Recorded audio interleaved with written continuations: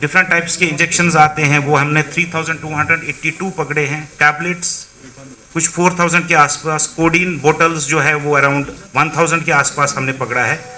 Besides this, इसके बाद हमने जो ड्रग एडिक्शन अवेयरनेस कैंप्स जो हमने ऑर्गेनाइज किए, हमने 2021 में टोटल 20 कैंप्स ऑर्गेनाइज किए थे। बट चूंकि नशा मुक्त अभियान का जो एक इनिशिएटिव गवर्नमेंट ऑफ इंडिया ने लिया है वो मैंडेटरी बना है, पुलिस के लिए भी, उनको भी ये अवेयरनेस क्रिएट करनी है।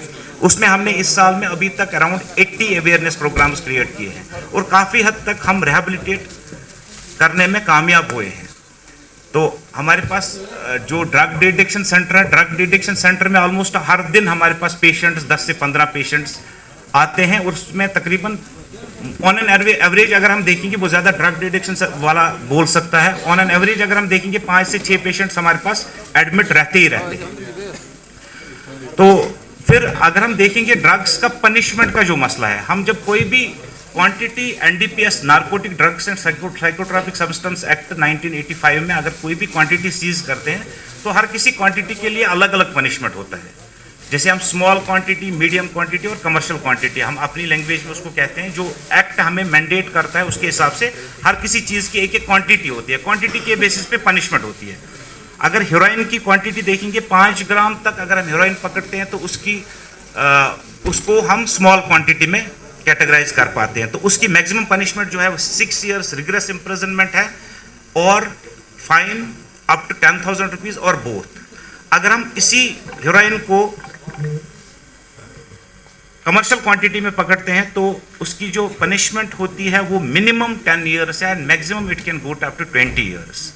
ठीक है, and fine of ₹1 lakh, it can go up to 2 lakhs और बोथ।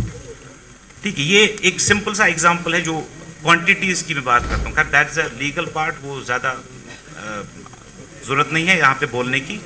तो इसी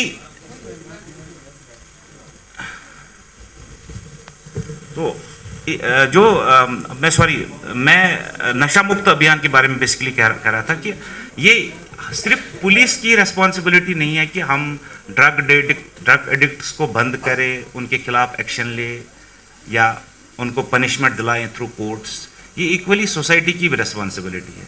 ठीक है, जब तक हमारे पास इंफॉर्मेशन किसी चीज़ की नहीं आती है तो हम कुछ नहीं कर पाते। हम भी आप ही लोगों में से हैं।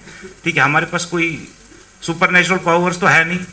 तो ये सबका फ़र्ज़ है, एज अ सोसाइटी हम सबका फ़र्ज़ है। हमारे साथ इन्फॉर्मेशन शेयर कीजिए। हमने हेल्पलाइन दी हुई है। 2 एनकॉर्ड की मीटिंग्स हमारी रेगुलरली होती है जिसकी चेयरमैनशिप डिस्ट्रिक्ट मजिस्ट्रेट बारामूला कर रही है, बारामूला डिस्ट्रिक्ट में। तो हम वो आए दिनों वो शेयर कर रहे हैं हर कोई इन्फॉर्मेशन उसके रिलेटेड, या अगर किसी को कोई इन्फॉर्मेशन होती है ड्रग्स के रिलेटेड वो हमसे शेयर करता है और हम उसके खिलाफ एक्शन लेते हैं। हमारे